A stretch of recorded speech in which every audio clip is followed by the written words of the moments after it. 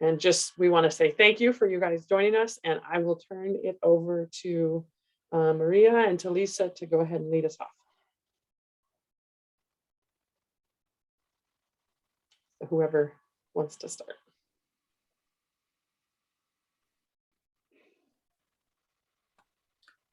Good morning, Jessica. Good morning. Welcome.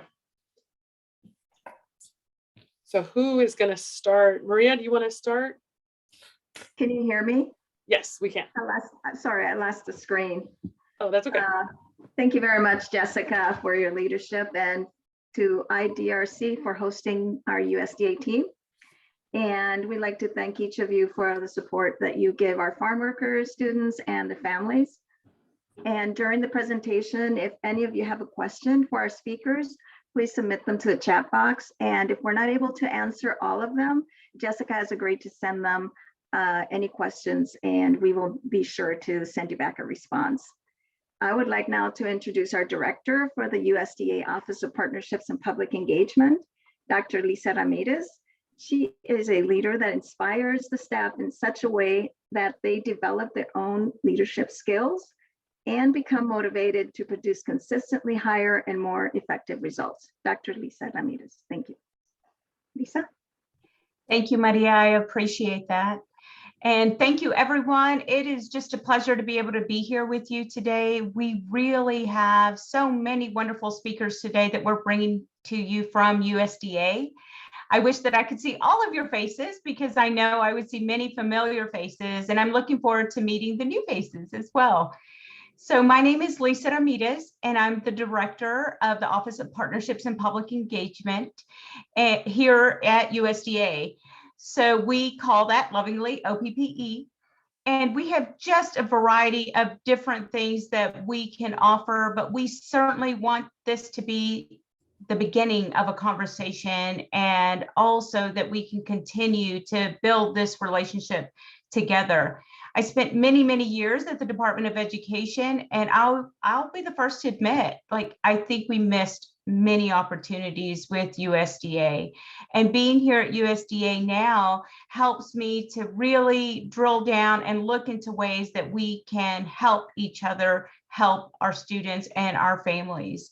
Because as you know, well, some of you may not know, I worked a long time as the director of the Office of Migrant Education, and I spent all of my life with migrant farm workers.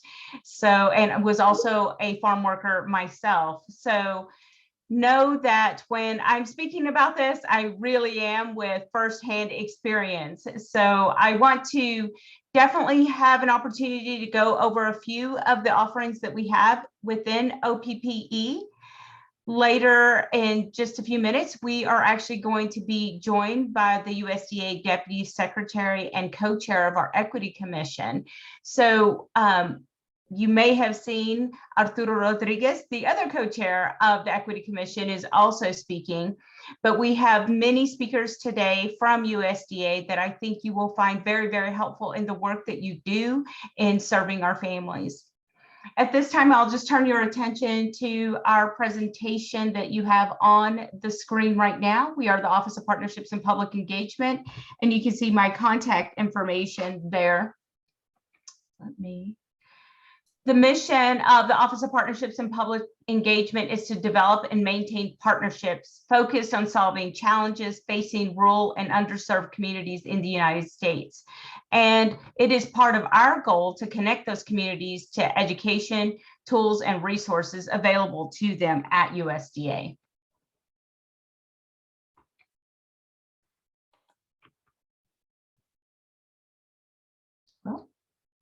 We have many different programs within our portfolio, and I will be going over a few of them now. Unfortunately, not in depth, but I will be leaving this presentation because we welcome you to contact us with further questions.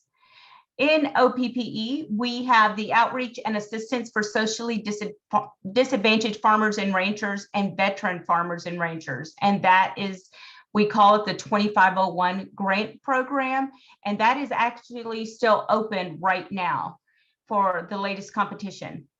We also have several different education initiatives, and we are very, very fortunate to have really strong relationships with many higher ed institutions, including the 1890 land grant institutions, the 1994 tribal colleges, and Hispanic serving institutions across the country. We have the agricultural youth coordinator position. So that is really thinking through how we can coordinate K through 12 programming and connecting them to USDA. We have the Military Veterans Agricultural Liaison, which includes the Supporting Veterans Program Initiative and the Center for Faith-Based and Neighborhood Partnerships.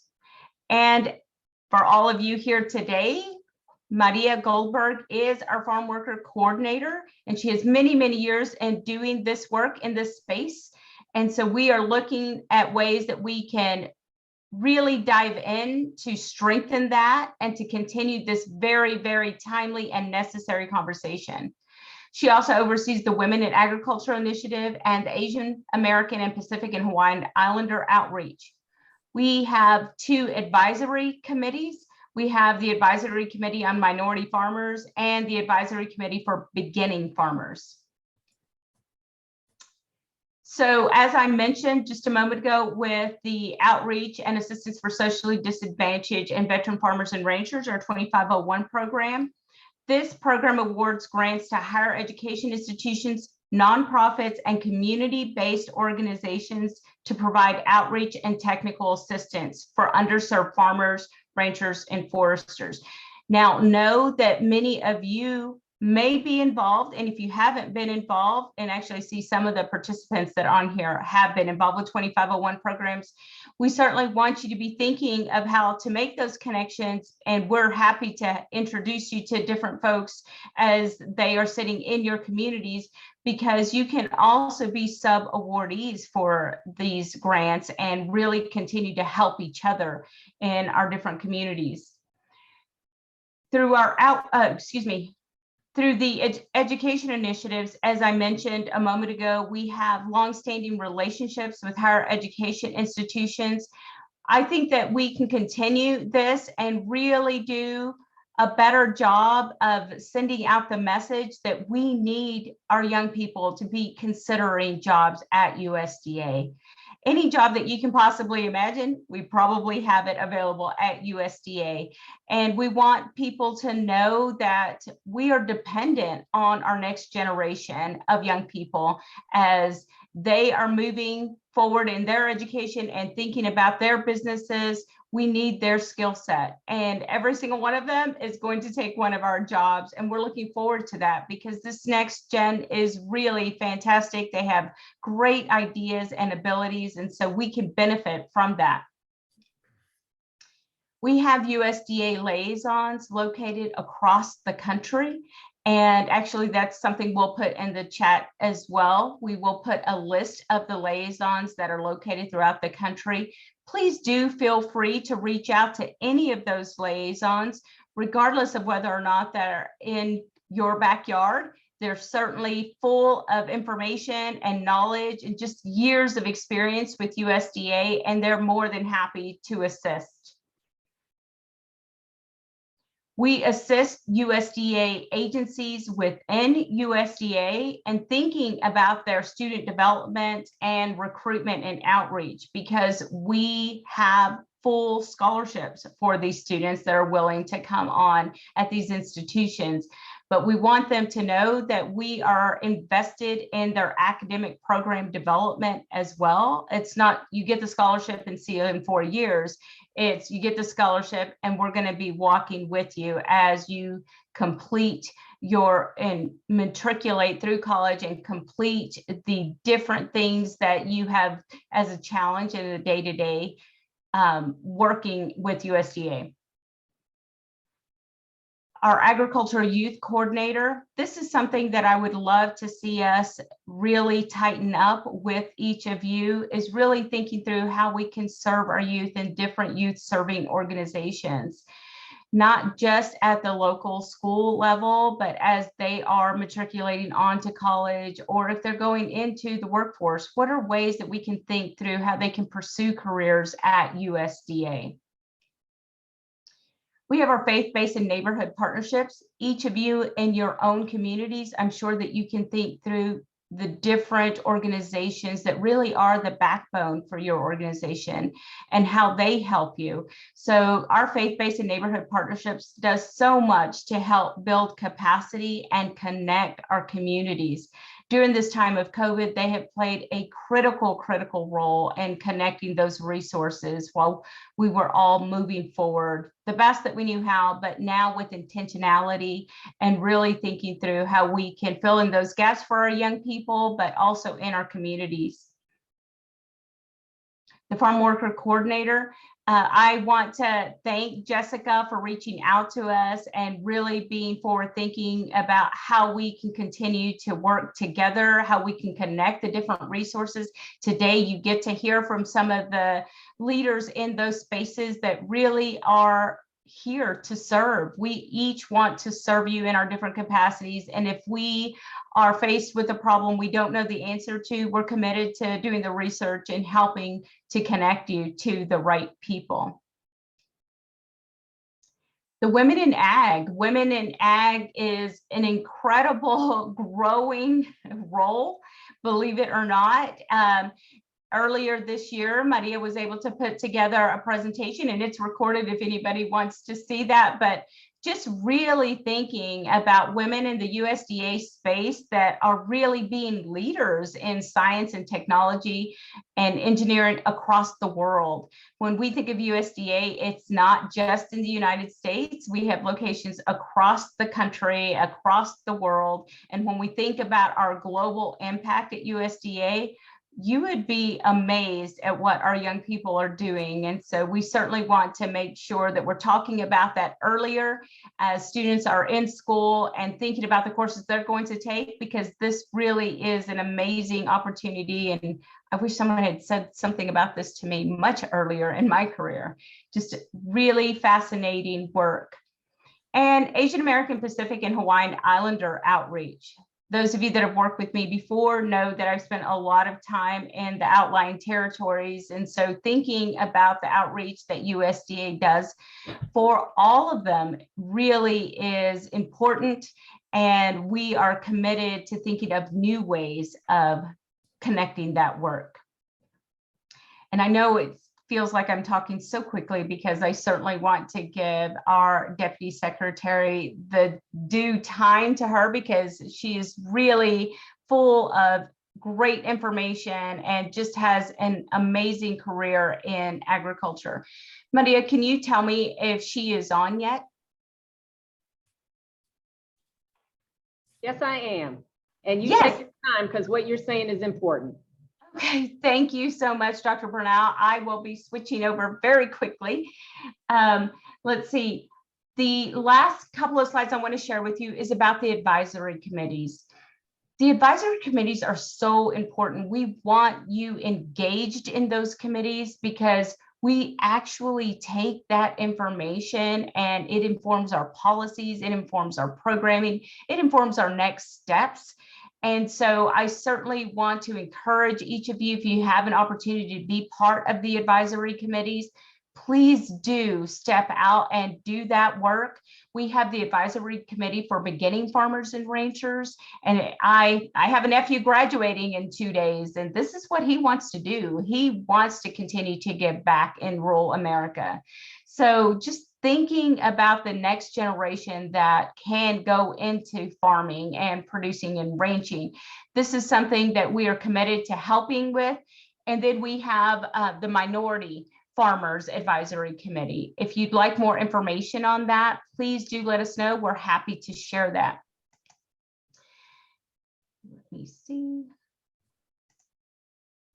And at this time, it is my extreme pleasure to be able to introduce you to our USDA Deputy Secretary, Dr. Jill Bernal. And she just has a fascinating story and so much experience. And it is just a pleasure to be able to hear from her. And we are so thankful she has joined us today. Dr. Bernal. Thank you so much. Good morning, everyone. And thank you, Dr. Ramirez, for your leadership of the great work in OPPE and just for sharing some of the things in the OPPE portfolio.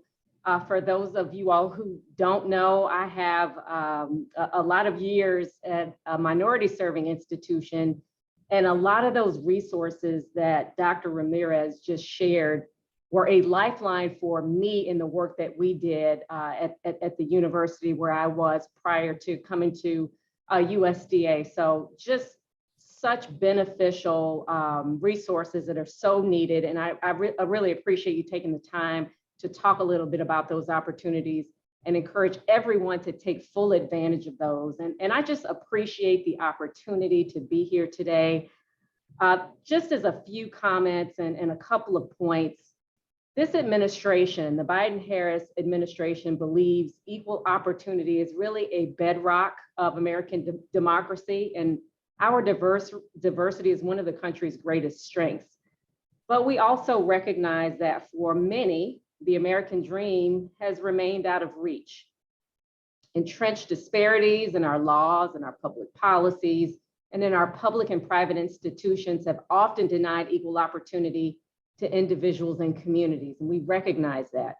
And our country faces converging economic, health, and climate crises that have exposed and exacerbated inequities, while an historic movement for justice has highlighted the unbearable human costs of systemic racism. And so our nation deserves an ambitious whole of government equity agenda that matches the scale of opportunities and challenges we know that we face. And that's exactly why, and that's exactly what we're propelling forward as part of this administration. So one of the president's first actions in office was signing the executive order on advancing racial equity and support for underserved communities throughout the federal government.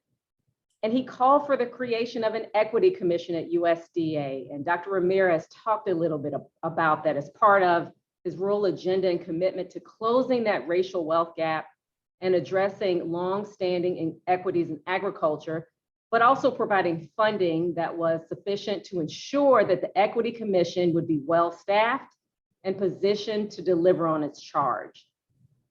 So we are hitting the ground running on this call to action. And I'm just so delighted that I have the honor to co-chair this Equity Commission with Mr. Arturo Rodriguez, President Emeritus of the United Farm Workers.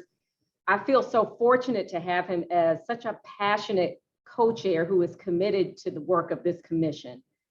And I just want to invite all of you to engage with the commission.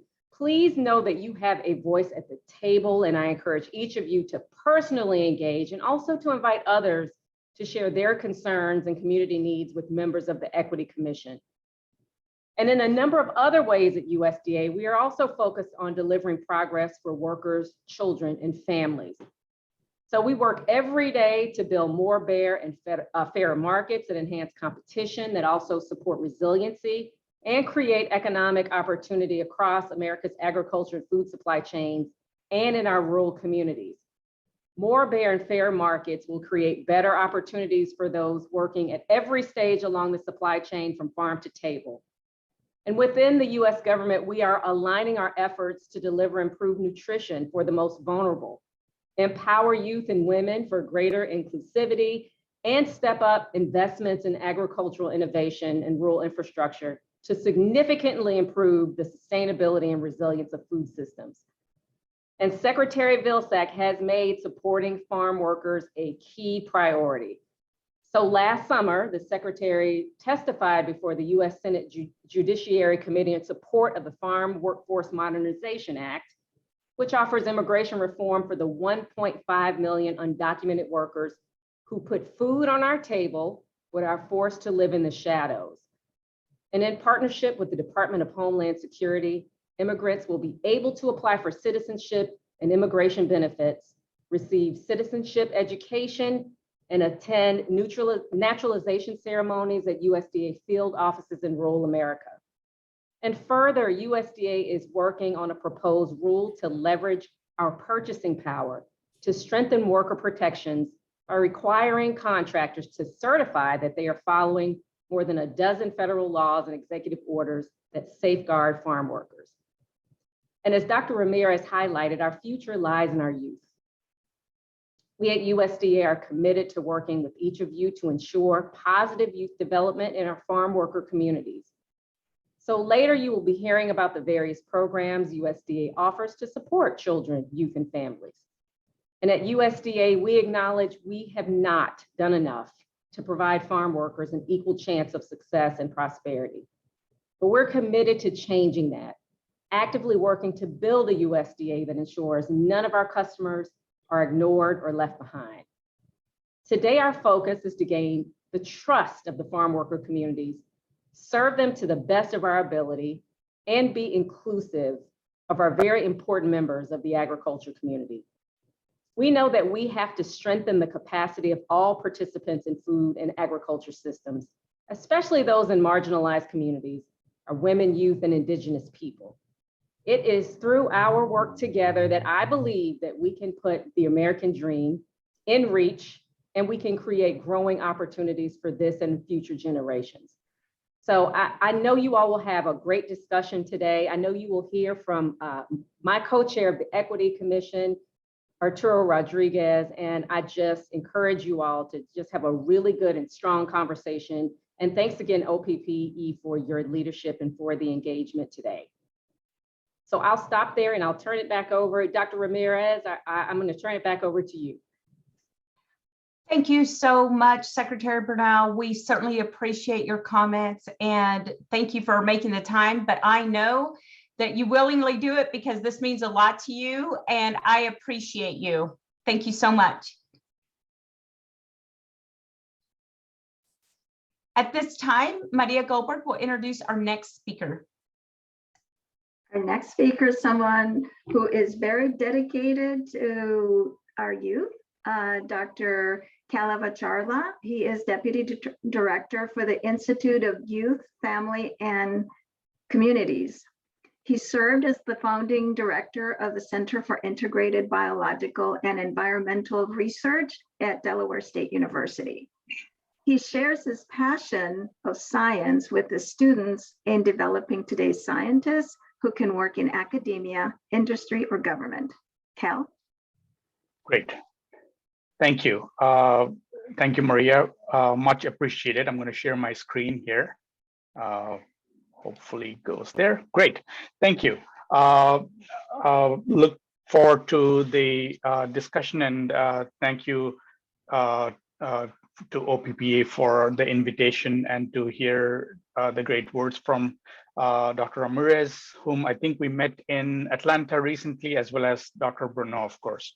And then I bring greetings to you from Dr. Dion Toombs, who's our acting director for the National Institute for Food and Agriculture, which is the extramural funding agency, one of the extramural funding agencies within NIFA. So I go by Cal, K-A-L, and please do contact me if you have any questions, and we will point you to the right people that can further assist.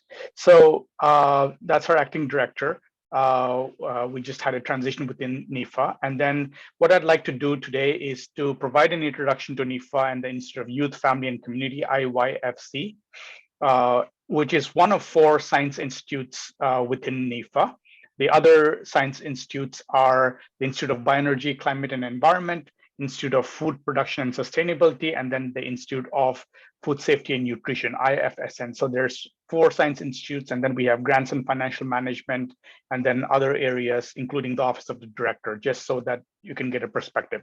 All of these science institutes, including IYFC, have science programs, and we'd like you to contact us if we can be of any assistance with regards to helping you apply for funding. So within IYFC, we have education programs, we have family and consumer sciences, education, 4-H, and positive youth development. Of course, you'll see that we have many minority serving, all of our minority serving institutions are also within IYFC, including our 1994 tribal colleges and universities, our 1890 historically Black colleges and universities, our Alaska Native Hawaiian, our Hispanic serving institutions, as well as our insular areas. So we have all of the MSIs that we work with, but I'm going to focus on the education programs in 4-H today.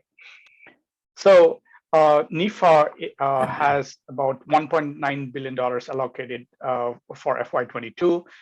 We provide capacity grants to land grant universities, but we also work with non-land grant agricultural colleges and universities across the United States. And then as I say here, MSIs, some of whom are land grants. We work with community colleges as well as other organizations. The eligibility varies by program and is listed in each request for application or RFA. So we really are trying to work with all three tenets of agriculture. So research, education, extension all together. And all of us within NIFA are really trying to figure out how we can have and support better integrated projects.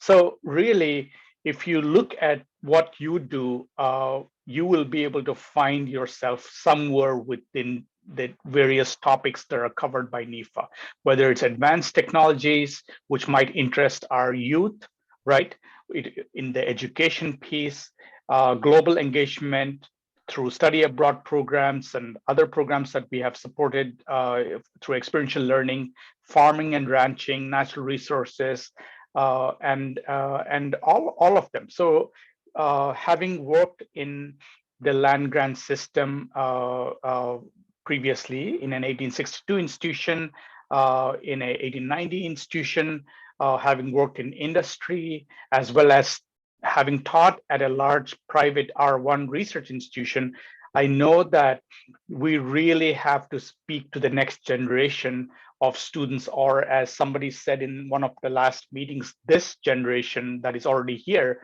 we really have to make agriculture and human sciences and related sciences cool by utilizing some of these various tools and techniques that we can find in these various programs.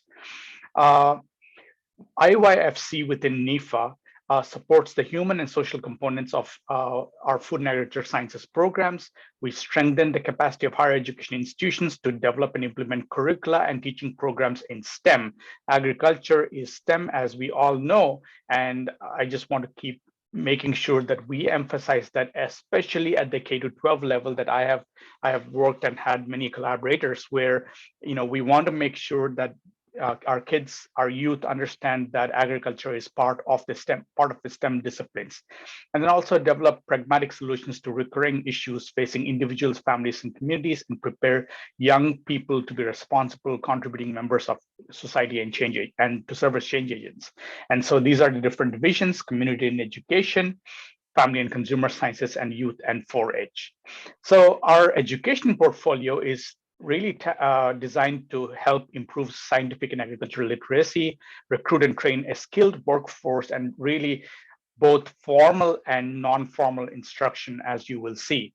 We also support everything between the kindergarten to 12 to undergraduate to graduate to postdoctoral training in critical fields, and strengthen the education capacities of MSIs in instruction, curriculum, and education infrastructure, including community colleges, I should say. And Carlos Ortiz, whom many of you may know, is our national program leader that works on that.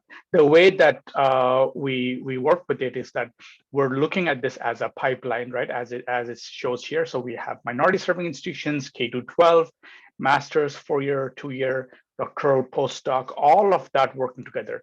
And having mentored many students throughout my academic career before coming over to government and to USDA, I really, really personally care about mentoring and developing the ability for our students to be mentored, and also for them to be great mentors. So I'm traveling to the Midwest, in the next couple of days to see some of my old mentors. I always say I had great mentors, but for me to have had great mentors, I should also have been a good mentee. So part of that mentoring and layered mentoring is, how can we get our middle school, elementary school children to be mentored by high school students to be mentored by undergraduate students from the freshman and sophomore years, and then so on and so forth to all the various levels up to the MS and the PhD level, right?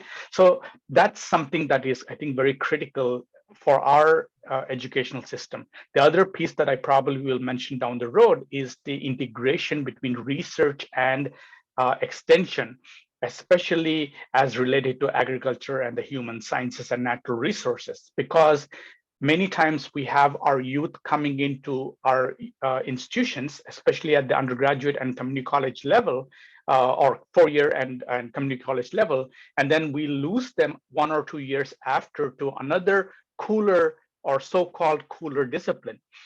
That means that we have to do a better job in trying to figure out how we can integrate our disciplines better by talking to our extension professional and having them work with our research faculty. There can be a lot of applied and basic knowledge that can be transferred from one to the other. And that's what our kids and our youth need to know. So we have several programs. So I won't go through all of them, of course, given that there's a time limit here. But agriculture in the classroom is something that prepares K-12 educators to integrate information about the food and agriculture systems across curricula. Then we have strengthening of secondary education and 2-year post-secondary education, right? This is for K-12, K-14 students and faculty, and then women and minorities in STEM. And I'll give you an example, right? So, and I've worked not only with NSF grants and USDA grants. Part of it is that how do you get your faculty, the teachers within the K-12 system, to embrace agriculture as a STEM field and to make sure that we are talking about, the coolest, latest technologies, tools and technologies that are available in agriculture and related sciences.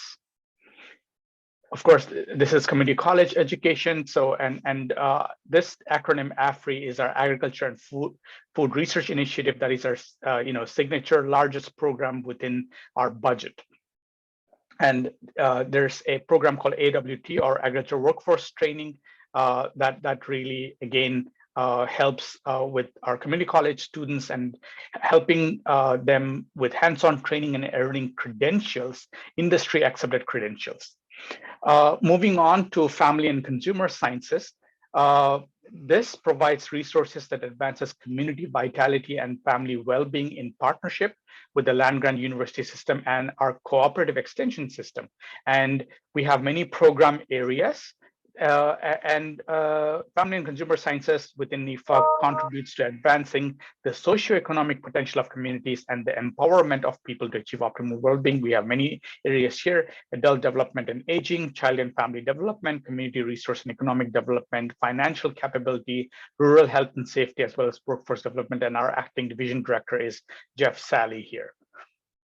And when this is over, Maria, I'm going to be sharing a PDF version of this presentation to you, so that you can share with our wonderful audience here. The next program that I'd like to talk to is about our 4-H and youth development program. Youth outreach. This is the youth outreach program of the USDA, and is implemented by the cooperative extension system through the over 110 land-grant colleges and universities in the US. And for more than 100 years, 4-H has welcomed young people of all beliefs and backgrounds, giving youth a voice to express.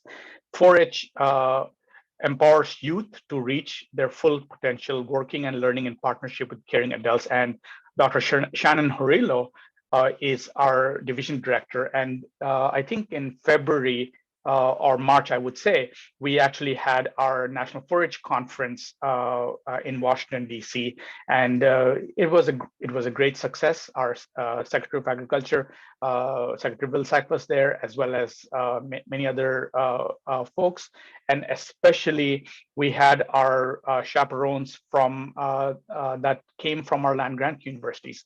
So one area in the 4-H is that typically this has been something that has been the forte of our 1862 land grant institutions, but of course the 1890s and the 1994 institutions and other institutions are all part of it, including HSIs and our insular areas. So we are trying to make sure that we outreach to all types of institutions so that they are able to have success with their 4-H programs as well. There are several types of 4-H programs that are offered.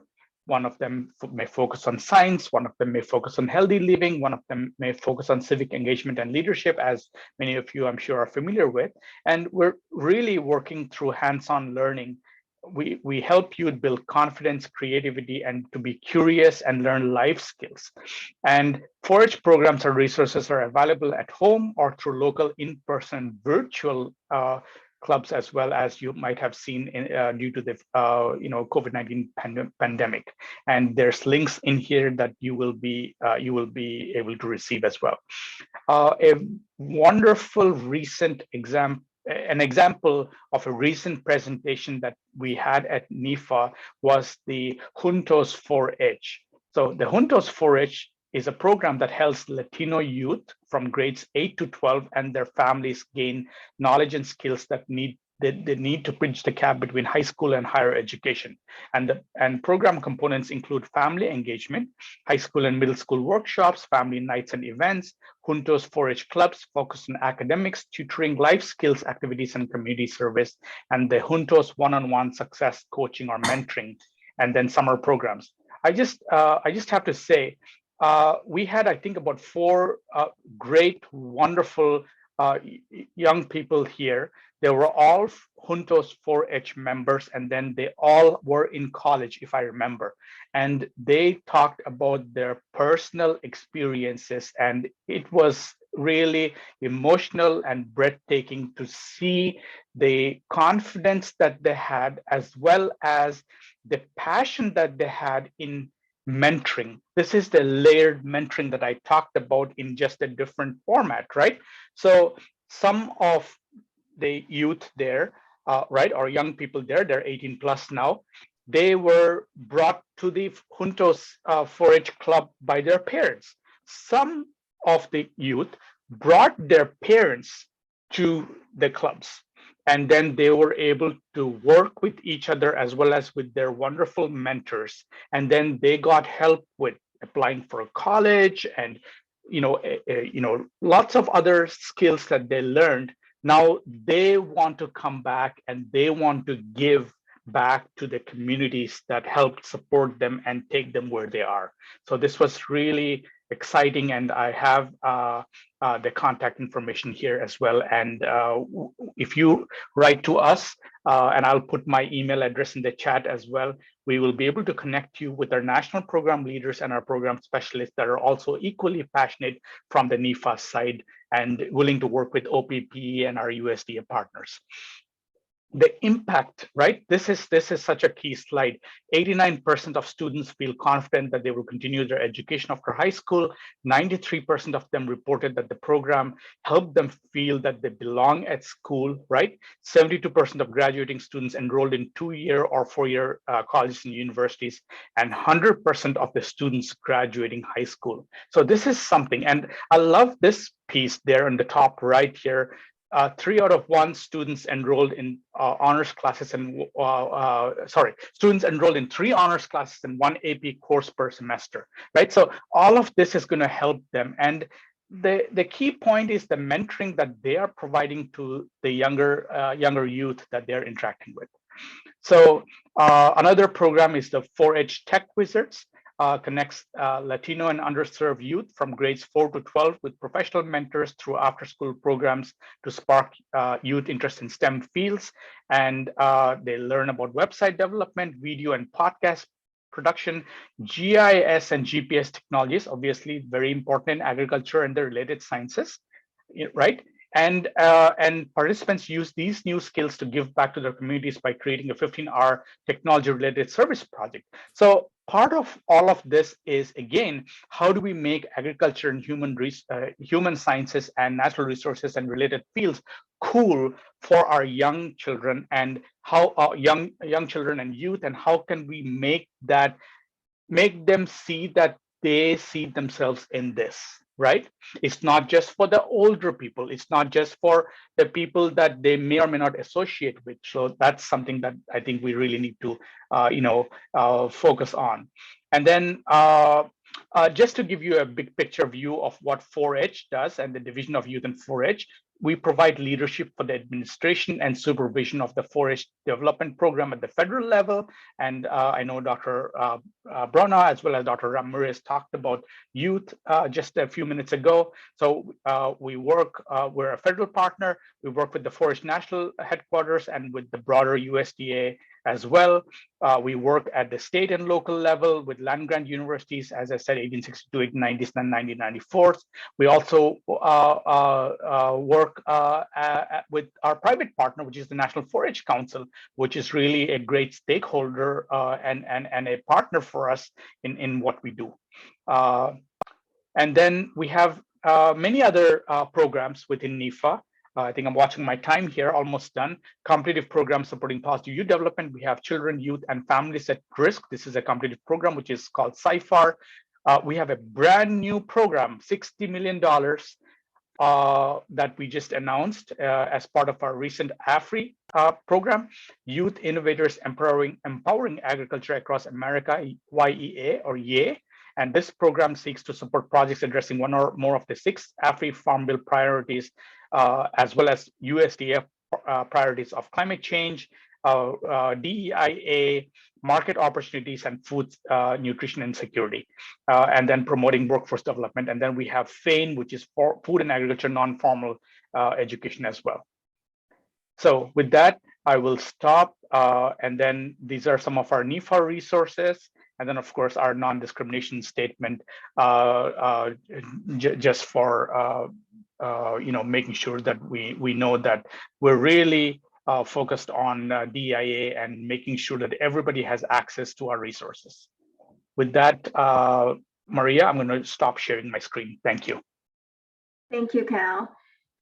I just want to let all of our audience know that we recognize we're throwing a whole lot of information out there, but our intent is for you just to get your curiosity going and just to see the broadness and the how many programs we have. And so hopefully we will engage you and you'll come back to us with questions and how to become participants in all of the programs.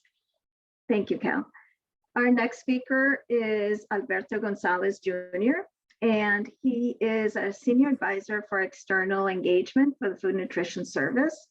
His work has primarily focused on shaping, driving, and advancing health equity and food access policy at the federal and state level.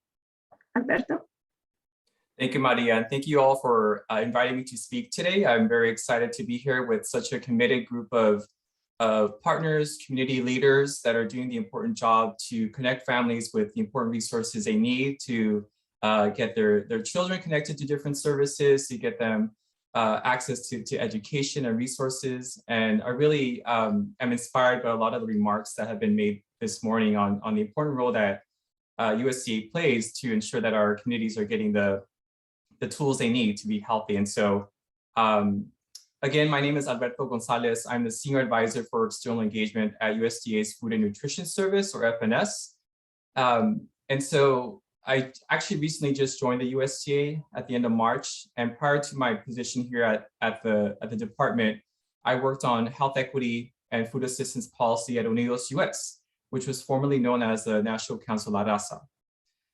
And just to echo, some of the important points that have been raised, and I know that we share these viewpoints with you all, that farm workers are the backbone of our nation's economy, and they're essential in helping our nation fully recover from this pandemic. Farm workers are the drivers of economic activity and through their role in the production of the nation's food supply, but also as consumers of local goods and services. They're an important part of our nation's social fabric, especially in rural communities, with their involvement in schools, churches, and other local institutions. And so today, I'm here to talk about the USDA's role in serving the farm worker community. At USDA, it is our job to ensure that our programs provide benefits that are meaningful, accessible, and equitable. As some of you may know, FNS administers the federal government's 15 nutrition assistance programs that make up America's nutrition safety net. FNS operates out of a national office in the Washington, D.C. area with 7 regional offices that work with state agencies to deliver services to individuals and families. And our nutrition assistance programs are the most far-reaching tools available to ensure that all Americans have access to healthy, affordable food. They also play an important role in the USDA's recent actions on nutrition security. The goal here is for everyone to be able to have enough nutritious food for a healthy diet, no matter who you are, where you live, or how much money you make. And I did want to share very briefly USDA's 4 pillars to move toward nutrition security for all. And they include leveraging our department's assets to, number 1, provide meaningful support throughout the stages of life, connecting all Americans with healthy, safe, affordable food, collaborative action to develop, translate, and enact nutrition science through partnership, and equitable systems where we prioritize equity every step of the way. FNS and USDA remain committed to improving nutrition security among farm workers and their families by promoting access to proven food assistance programs. The Special Supplemental Nutrition Program for Women, Infants, and Children, or WIC, provides low-income children and families with benefits to purchase affordable, healthy foods for their families. And under FNS's Summer Food Service Program, or SFSP, camps and sites that mainly serve children and migrant workers may provide up to 3 free meals to each child each day. And under our National School Lunch Program and School Breakfast Program, children and migrant workers automatically qualify for free meals. Schools can work directly with migrant education program coordinators to identify children of migrant workers and to determine their eligibility for free school meals. The USDA has made important investments to increase the value of benefits for participants of WIC and the Special Supplemental Nutrition Assistance Program, or SNAP, in order to adjust for our current economic realities and meet rising demand for food. And soon, we will launch a WIC public health outreach campaign informed by community and stakeholder input to reduce disparities in program access. The goal here is to connect all those who are eligible for WIC to the program, including eligible families that are in the farm worker community. Next slide, please. So one of the most important things we can do now is to ensure that everyone who qualifies for nutrition assistance programs gets that help. Despite their important role in our communities, farm workers continue to experience social, structural, and economic barriers to food assistance programs. We know that concerns related to immigration status remains a notable barrier preventing eligible farm workers from accessing food assistance programs, including SNAP. We know that the overwhelming majority of farm workers are immigrants, and most have been living and working in the United States for a long time. And although some immigrants and their families are eligible for SNAP, studies show that many do not apply out of fear that doing so will make them a public charge and negatively impact their future immigration status. And this sentiment increased with the 2019 public charge final rule and appears to persist despite President Biden's reversal of that law. In response, FNS is redoubling its efforts to make sure our programs are open and accessible to all who are eligible. We understand the importance of communicating current public charge policies accurately. In partnership with U.S. Citizenship and Immigration Services, we're working to get the word out that participating in FNS programs such as SNAP will not threaten one's immigration status. Earlier this year, we released a joint letter with USCIS to SNAP state commissioners and community partners to clarify that applying for SNAP does not trigger a public charge and will not impact one's immigration status. We also released a letter to SNAP commissioners to encourage SNAP state agencies to make that policy well known in their respective states, especially in communities with large immigrant populations. And to help share the message that participating in SNAP does not make someone a public charge and will not be considered in a public charge determination, we also developed language that's made available on our website to provide SNAP eligible immigrants and mixed status household clients peace of mind knowing that they and their families can sign up for these programs.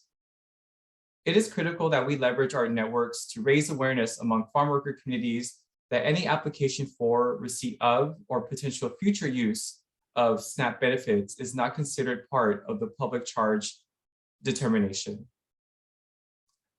Next slide, please.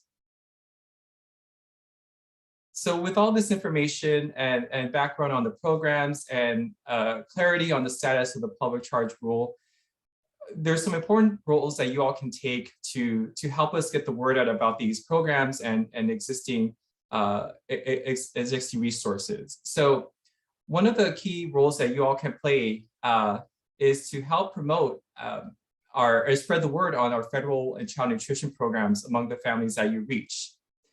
We also encourage you all to connect with state and local SNAP and WIC agencies, local schools that many of you are probably connected with already, advocates. There are amazing groups of organizations across the country that are trying to spread the word about programs like SNAP and WIC that work with community-based organizations that are doing outreach on all these critical programs. So these are trusted messengers, like many of you on today's webinar, that are getting the word out, that are communicating to families about their eligibility for certain programs, including programs to provide food assistance. And we also encourage you all to check out benefits.gov. That's another resource that includes information about the programs in which families may be eligible for at the federal and state level. There's information there in Spanish that might be a helpful resource for the families you all serve.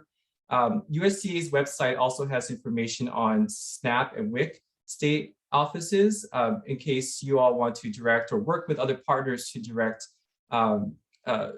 resources or direct families to learn more about their eligibility for these programs. So again, it's really an important point I want to make is the important role that local connections, local partnerships are play in connecting families with programs that they're eligible for, and especially when it's coming from trusted messengers, it's such a critical opportunity to make those connections. We know that COVID has really exacerbated a lot of the disparities that we've seen in our communities, and right now there's a need for resources, for messages, for information to provide peace of mind for families that there are resources out there that they can access for themselves or for their children. And again, I really want to thank you all for the important work that you all are doing out in the community. I do want to uplift a recent announcement of a White House conference. It's a White House conference on hunger, nutrition, and health. So this conference is slated to take place in September, but there's going to be a number of opportunities before then to engage and to help shape what the conference covers. So I encourage you all to check out the website that's on the PowerPoint presentation that will be shared following this presentation to a link to learn more about the conference, and really encourage you all to be engaged and to uplift your voice on behalf of farm worker families, especially during this time. Also wanted to uplift and build off my earlier point in my presentation around nutrition security. We have a landing page that you can check out for ongoing updates on USDA's actions to increase nutrition security and promote equity. And lastly, we want to hear from you. We want to hear if you have any best practices for reaching out to farm worker communities on food assistance programs or other public benefit programs. You know, it's very helpful that we learn from the experts on the ground that are doing the work, that are engaged with families, what's working well, and what are some challenges as well that we may want to work to address. So we please let us know. My colleagues will put their email in the chat if you'd like to connect with us. But I want to thank you all for your time and your work and your passion. And I will stop there. I have my contact information here on this slide if you want to reach out to me. But open to answering questions, or Maria, I'll turn it over to you for next steps. Thank you. We actually do have a couple of questions, and one of them is, migrant students automatically qualify for the free and reduced school lunch program. Is there any movement on making those families automatically eligible for programs like WIC and SNAP? Yeah, that's a good question. We could check. I could check it with my team about that. I think that's one thing we want to do is make sure that all families that are eligible for these programs get connected, have the information they need, in their own language, and it, tailored to their specific community on how to access that information. So I think that that's something that we want to uplift, and certainly, thinking through what are some other ways we can make it easier for families who are eligible for these programs to access these benefits, but also, to build on what the point that was raised earlier in the presentation. This administration has been focused on equity. It's been focused on identifying and reducing barriers to programs. And so I think there, one thing we've done over the past year and a half is to solicit input on ideas to reduce barriers and increase access to these programs. And so I think this idea around WIC and SNAP, certainly, we recognize that there are many more people that are not signed up for these programs that are eligible, that should sign up. So I think this is a helpful information that we can, that I could share with my colleagues in our programs team as another idea that we can explore. But one thing we can do after this presentation, if there are any additional questions, I'm happy to follow up and provide additional resources and information to address those questions. Okay, the other one was, what is part of the public charge? So the public charge, this was it was a law that was in place, and actually it was finalized in 2019, and this would essentially penalize individuals who are trying to enter the country from using public benefits. It would impact their immigration status, and so there was a huge campaign in response to this this policy because of the implications it would have for families, particularly immigrants that are applying for their green cards, and it would have ramifications for them, for their status, and for their families. And so we know that many leaders, particularly in the farm worker community, responded and opposed this policy. And last year, actually, President Biden reversed that policy that had been finalized in 2019. And so, as many of you may know, when these policies were in place, it really impacted immigrant families, including those that are eligible for these programs. It created a chilling effect that caused families to avoid going to doctor's offices, going to getting food benefits and Medicaid. And so, since President Biden reversed this policy last year, agencies, including USDA, have been working to engage various partners to communicate to the community that this policy is no longer in place, that if families are eligible for SNAP, they should apply for it. We have information on our website, as I referenced, that clarifies this status, and that and language that we've shared with state agencies to inform families that if you're eligible and if your kids are eligible for these programs, including WIC, that you should apply. So again, we have on our website, and we'll drop in the links in the chat, more information on background on the steps that USDA has taken in response to public charge, but also what we've taken since it was reversed in 2021. Thank you, Alberto. And we do have some other questions, and we will be sure to answer them later if we have time, or we will respond when Jessica sends them to us. Next, we're joined by Betsy Ricola. She's the Associate Deputy Administrator for the Agriculture Marketing Service. She has been leading the development of the very first USDA program grant to address the needs of farm workers that have been impacted by the COVID-19 national emergency. And we really want to thank Betsy for making sure that the farm worker voices were heard at every single step of the development of the grant. So, Betsy. Great, thank you, Maria, and thank you everyone for being here. I'm going to share my screen and give you an overview of the soon to be opened Farm and Food Worker Relief Grant Program. As Maria mentioned, this is the first of its kind grant, and it will also be the largest grant in the history of the Agricultural Marketing Service. So this is a very exciting opportunity for us. It's a very new space. And so first of all, I want to say thank you to the Office of Partnerships and Public Education, and also to all of the non-governmental organizations who have partnered with us in developing this program. It's been really helpful to have all of the input to make sure that we are centering those worker perspectives as we have developed the program. So what is this relief grant program? The Farm and Food Worker Relief Program has quite a bit of money available. It is up to $665 million that is available for competitive grant funding. We advertised the opportunity to apply for those grants last fall, and state agencies, tribal entities, and nonprofit organizations were able to submit applications to administer the grant.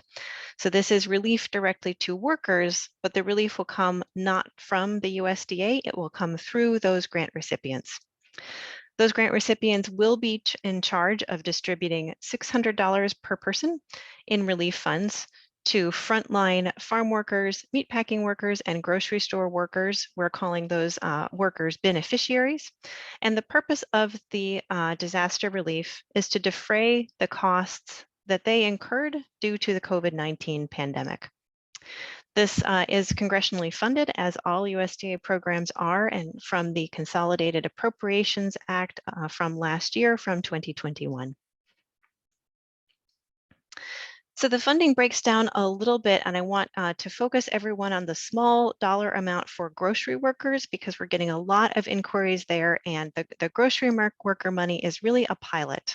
So most of the money, $645 million, will be offered to farm workers and meatpacking workers, where only 20 million will be available to grocery workers. So that means that actually, unfortunately, this is a pilot program, so it's only about 1% of eligible grocery workers will be likely to get funding.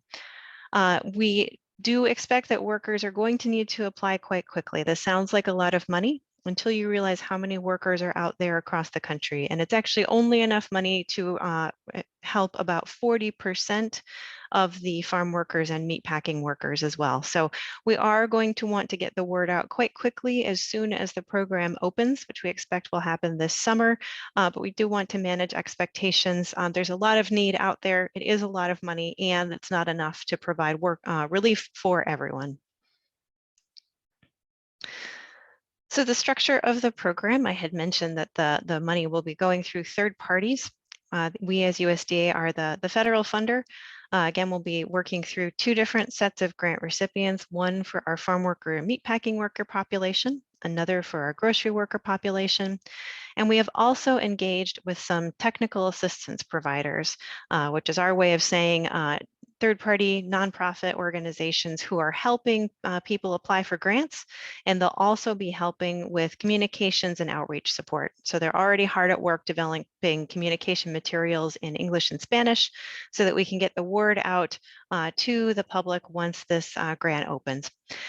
And if you're wondering why we structured the program this way, it was really intentional. We heard from a lot of worker representing organizations who were concerned about the US government's history of just not having a great level of trust with worker organizations. So that we made the intentional choice to run the program through organizations who were not federal government agencies, in the hope that they would be able to reach more workers and engender that trust to get people to apply for the assistance.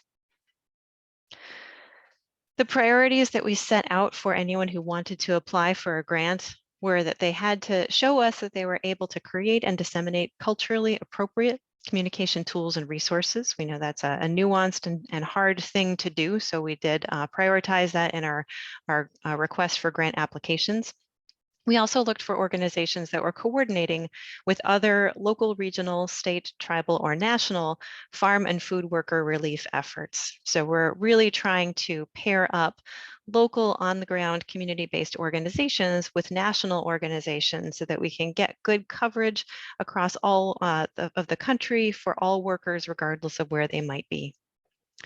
We are expecting to give priority to those applicants who could demonstrate partnerships in one or more geographic regions. And financial controls are really important here. If you are reading the news about pandemic relief, we want to get money out to the right people and not those people who are just trying to take advantage of the system. So we were also looking for grant applications that could show us that they had financial systems and people on their team who could handle a lot of payments, a really high volume here, and get them out to the people they're supposed to get to, right? The eligible beneficiaries with a lot of control and a lot of integrity. Again, the different types of organizations that could apply to us were state agencies, tribal entities, and nonprofit organizations. And those organizations had to show us that they had past experience working in this space, specifically providing support or relief services to the workers that we are trying to serve. Some of the examples were including but not limited to experience in providing personal protective equipment like face masks, hosting a COVID-19 vaccine clinic or an outreach campaign, or providing financial support during the COVID-19 pandemic. At this stage, we have closed our application period. We've completed our peer review, so we aren't able to discuss any of the applications that we've received. We're currently in the process of selecting those applications. We are not accepting any new applications right now, and it's also a little too early for workers to apply for funding. So I'll talk about the time frame later on. So I've mentioned beneficiaries and workers. Who are we trying to serve? So the goal here is to serve frontline workers. So anyone really who had to take a risk due to the COVID-19 pandemic. So if someone is say a manager who typically would sit in an office and wouldn't be face-to-face with others during the pandemic, those are not the people that we're trying to serve because they weren't the people at the highest risk. We are really looking to serve the frontline field workers, livestock workers, meat packing workers, and grocery store workers. So we have quite a bit of detail in our program documents to help people understand kind of who falls into that category if there are questions about it. But again, the goal is really to provide relief to those frontline on-site workers who took the most risk during the pandemic to keep food on our tables. We tried to keep the paperwork burden as light as we could on this application, while also, again, making sure that we had enough information to know that we are serving the right people. So we're looking for proof of employment, which will likely be in some kind of a pay stub or a tax form. We know that sometimes those particular documents aren't available, so it may be possible to find other documentation. What we're looking for here is proof that the person who's requesting money actually worked in agricultural production or food processing in the United States during the pandemic. So we have left that open for creative solutions if our grant recipients can find one. And then anyone who is applying for the funding does need to just self-certify, usually through a simple signature, either an in-person signature or an online application, stating that they incurred costs due to the COVID-19 pandemic. These are flat rate payments of $600 per person. Because it's a small dollar amount, we are not requesting receipts. So it's just a self-certification to say that the worker incurred some kinds of costs, such as unpaid leave, childcare costs, personal protective equipment, and all of the other costs we know were associated with the pandemic. I mentioned our technical assistance providers, so I wanted to give a quick snapshot of their website. We did partner with the UFW Foundation, so that is the nonprofit foundation associated with the United Farm Workers, as well as Corazon Latino, which is a group that has worked with USDA on a number of projects focusing on outreach to Latino populations in various USDA programs. Both of those organizations are collaborating with the U.S. Department of Agriculture to provide support to grant applications. So far, again, their focus was on helping people apply successfully for the grant, and then they will be working on communications and outreach throughout the life of the grant. More information will be coming soon on their websites and on ours. I did mention that fraud has been a problem in pandemic relief. So we are, if there are concerns about the paperwork, I want to acknowledge that this is a hard balance to walk. So we will be seeking feedback and input throughout the life of this program to find out, did we get the balance right? Again, we need enough information that we can make sure that we're serving the right people. That does mean that there needs to be at least some paper to show that people were working in an eligible field during the pandemic, again, in the United States. But we also need to make sure that we're not paying the same person twice, and that people who are not actually eligible workers aren't applying for and getting this money. So we are working on some different solutions with contractors and others to make sure that we're keeping data private, we're keeping it safe, that it will not, any personal data is not going to get into the hands of the government, and we still need to balance getting enough information so that we can prevent any of those risks from coming into this program. We really want the money to get to the right people. We want this program to be successful so that if another program like this happens in the future, we can point to this success. So I mentioned the time frame. Where are we today? So our grant application period closed on March 10th. We had non-governmental external panelists, mixture of subject matter experts in farm worker and meat packing worker services, as well as experts in grants management, review the grant applications. We are reviewing those scores now, and we expect that we will make awards to qualified grant applicants, hopefully in late June, possibly in early July. So that means that the relief program will launch this summer. I will say, I think our grant applicants are a little nervous that as soon as we announce the awards, they're going to get flooded with phone calls, which is probably what will happen. So I'll just ask for everyone to be patient as they are trying to stand up this first of its kind program very, very quickly. We have stated that the program can last for up to 2 years. So if we're launching in the summer of 2022, that means we may go through the summer of 2024, but the program will only last until the funds are exhausted. So if everyone applies early and if the funds go out on a first come, first serve basis, the program may run out of funding earlier than that. We will be in constant communication to provide people with updated information. And if you are looking for resources, these are links to the USDA website with information on this program in particular, as well as to the UFW Foundation's website for technical assistance. And we also have a dedicated email. It is answered by a human where you can contact the USDA with any questions. And with that, I will take a look at the chat to see what questions people have.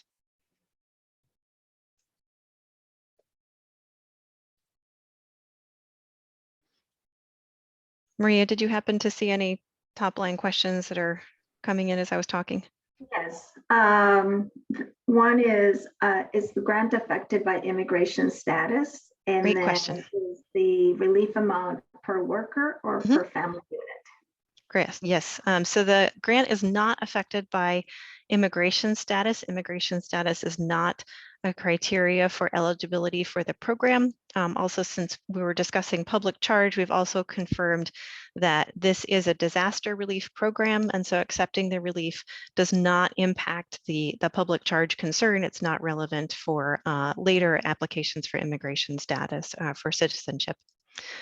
The timeframe considered during the pandemic is from, I'll have to double check our timeframes exactly, but it's around about January 2020, which is when the public health emergency was first declared by the US government.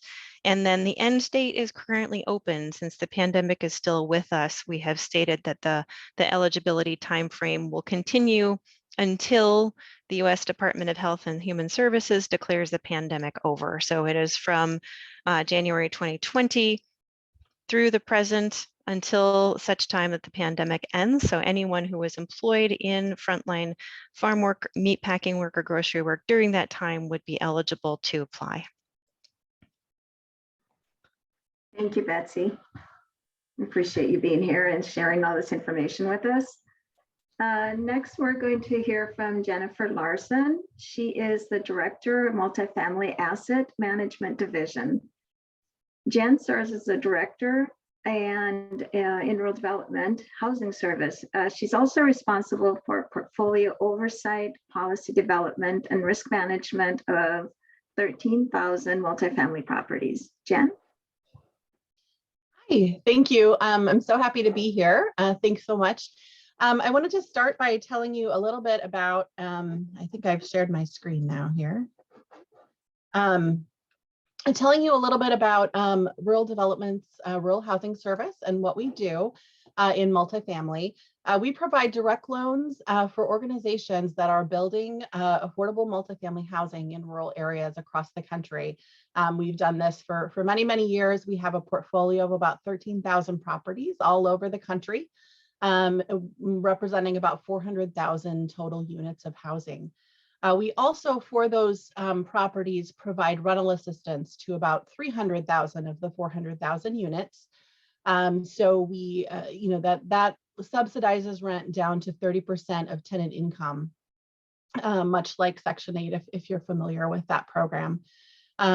These rental properties are operated by third-party owners and management agents. We do some significant amount of oversight to make sure that they're living up to their business agreements and operating them as good places to live. But they are owned by a variety of owners and agents and managed by agents across the country. Specifically, our program for farm workers is our farm labor housing program. It's our Section 514 and Section 516 program. One is a loan and one is a grant. And usually properties receive both in some combination. So we kind of use them interchangeably. This is grants and loan money that's available for organizations that want to build housing for farm workers.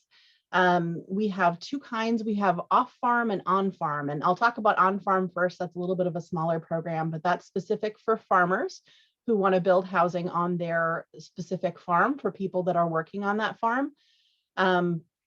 So farmers are eligible to apply. We also have associations of farm workers and nonprofit organizations that are eligible to apply for funding to build off-farm farm labor housing properties. And those are more traditional, what you'd think of apartment buildings all over the country. State and local government entities, as well as federally recognized tribes, are also eligible applicants for those funds. One unique thing about our farm labor housing program, our traditional affordable rural program requires housing be built in rural areas, but our farm labor housing program is allowed to be built in urban or rural areas wherever there is a need to house farm workers. So eligible tenants are domestic farm laborers, fish and oyster farms. We have a fairly broad definition of who's eligible to live in that housing. There's also some element of processing. If you're involved in processing direct product that's coming from farms, you're also eligible. We also allow retired or disabled farm laborers to live in the property. So I'll talk a little bit more about our demographics in a minute, but we have housing available for those folks as well. You must be a U.S. citizen or a legal resident. That definition is expansive in terms of authorized resident, but there is that requirement. We also require that you be below a certain income, so very low to moderate income households. Generally, our housing is permanent housing, what you would think of as a traditional apartment building. We do have a few locations that are seasonal, where it's more like a bed situation for people that are only in the area for a short time. But most of our housing is permanent apartments. We also have technical assistance grants. So we have some technical assistance providers to help people apply for this funding. We recognize, filling out an application for quite a large amount of government grant money to build an apartment building is kind of a daunting task. And so we do have technical assistance providers that are available to help people, and they do outreach about the program and help people as they're developing their applications. So I'm going to talk a little bit about what our portfolio looks like of our farm labor housing. We have a total of almost 500 properties, 17,000 units. Of those, 168 are of the on-farm variety, and you can kind of see when looking at the average property size, really the difference in what type of properties they are. On-farm are generally single units or duplexes, some triplexes. Tenants pay no rent, so the farmers are not allowed to charge rent to families that live there. And borrowers just make their loan payments. It's just a very low interest loan for farmers to build housing on their property. Off-farm farm labor housing is more traditional, as I mentioned. Apartment buildings, tenants pay rent according to their income. In most cases, there's 12,350 of those units that are assisted with rental assistance. So people receive subsidy down to 30% of their income for rent. We have a little bit of difference in terms of where the properties are located. Our on-farm farm labor housing, we have 75 properties in Arkansas. There was a couple staff people in Arkansas who are really good at helping farmers utilize that program, and they built quite a few properties there. Otherwise, Vermont and Michigan, New Jersey are also bigger locations for those. As far as off-farm locations, California is hands down the biggest. Florida is number 2. We have 38 properties in Florida. We have some quite large properties in both Florida and California as well, I think up to 600 or 700 units. Oregon has quite a few, Washington, Colorado, and Texas. So that's where the housing is located for the most part. As far as new construction, where properties are being built, overwhelmingly it's in California. 61% of our properties in the last 10 years have been built in California. We also have a few in some other states as well. Looking at our demographics of our tenant households, average income is about $28,000, which is fairly modest, but it's actually quite a bit more than what's in our traditional affordable rural housing program. Those folks earn about $14,000 a year on average. Our average rental assistance household income is about $20,000, so people are receiving a subsidy to help them pay for the rent that's the appropriate size for their family. 25% of our tenants are elderly or disabled, so those are the people I mentioned earlier that are either retired farm workers or disabled. We also are overwhelmingly in our farm labor housing are likely to be families of color, and are over half in female-headed households. So we'll look at who lives in our property. As far as operations, I mentioned earlier, rental assistance is provided. So most of the tenants pay 30% of their income for rent. Rents are adjusted every year depending on the property needs. So we have a pretty significant oversight process with our management agents and owners to make sure that the property has the funding it needs to do all the maintenance and keep up the property and keep it a nice place to live. So we do go in and adjust those rents every year. One thing I wanted to note, service coordination is an eligible expense in property budgets. So I know we've had some great success in some of our properties with service coordinators at these properties that are able to help, especially with kids, to help connect them to services and get them hooked into things that they might need. So that's something that's available. And then, as I mentioned, we do conduct regular monitoring to make sure that properties are well run and meeting the commitments that the owners have agreed to in the governing documents at the property. So as far as where to find farm labor housing, I'm linking 2 places. So the first one is our multifamily rental site. This is set up very much if you're a person, individual looking for housing, you can click here, you can click a state. It'll take you down to where, the area that you pick a specific county, and then you can see the properties in your area and who to contact to get on the waiting list or to, inquire about vacancies. For people who are interested in more kind of a broader look at our portfolio, we also have this public data site that has all of our properties available in Excel format with a lot of information. So if you look at this, program exit data, that's just basically, a listing of all of our properties, and including management agents and where they're located and everything like that. So if you're looking for data analysis in a larger scope, that's where you would find it. You can filter by section 514 to find all of the farm labor housing there. And then lastly, I'll just leave with our contact information. We are divided into 4 regions. So we have email addresses for specific regions. We also have a central phone number for contact where we have some resources. If people are looking for housing, we can help direct them to the multifamily rental site to find places. We also have a website and organizational structure with all of our contact information for our program. So that's all I have. Thank you, Jen. We really appreciate it. And if you have time to answer some questions in the chat, and if not, we will email them to you. We appreciate you being here. Thank you. Sure. Next, we will be joined and closing our program by Mr. Arturo Rodriguez, who currently serves as the co-chair of the Equity Commission and who has an unquestionable dedication to serving the farm worker communities and all communities. Arturo. So thank you very much, Maria. And it's an honor and a pleasure to be with all of you that are working with farm workers. I've had the good fortune of spending my life, my adult life, at least throughout, working with farm workers throughout the US and several other countries. And as mentioned, I am the co-chair of the USDA Equity Commission at this point in time. And I just want to congratulate each and every one of you that are part of this conference for all the good work that you're doing there with farm workers, farm worker families, and so forth. It's definitely needed and very important and very critical. And thank you again for doing that very difficult work. You know, the Secretary Vilsack was the one that invited me to be co-chair of the Equity Commission.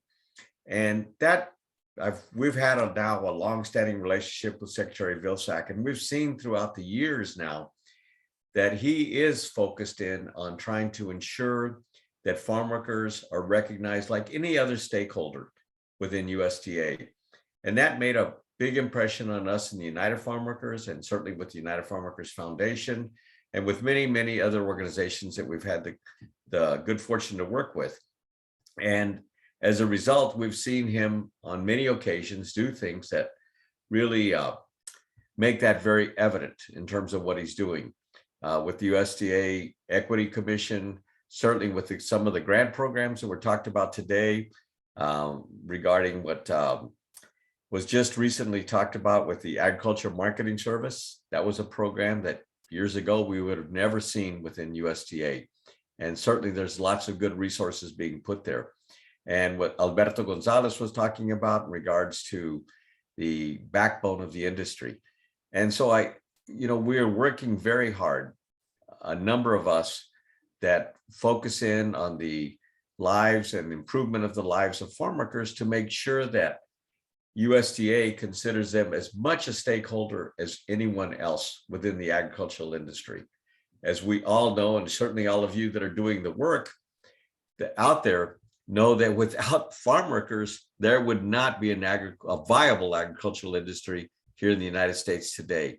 And there is a major issue to overcome, obviously, with immigration reform.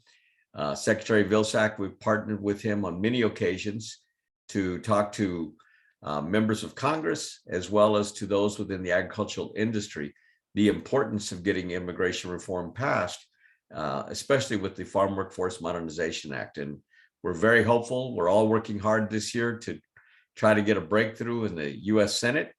And so I encourage any of you that can be of help and assistance on that, please do so, because it will obviously make a tremendous difference in the lives of farm workers, their families, and the communities they live in.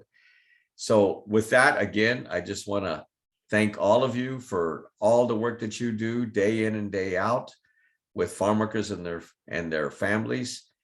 It certainly makes a difference in ensuring that this agricultural industry will be one that really recognizes the least within the industry and making sure that they receive the recognition and the type of respect that they deserve for those women and men that are working within the ag industry. So thank you very much. Thank you again, Maria, for having me a part of this conference. And it was great to hear all the various speakers today, learn more, and learn more from all of you that are doing the work out there. And I'll be happy on the chat. Maria, you can get a hold of me to answer any questions that anybody might have. Thank you very much again. Thank you for your dedication and your service, Arturo. And just a reminder to everyone that Jessica will make all of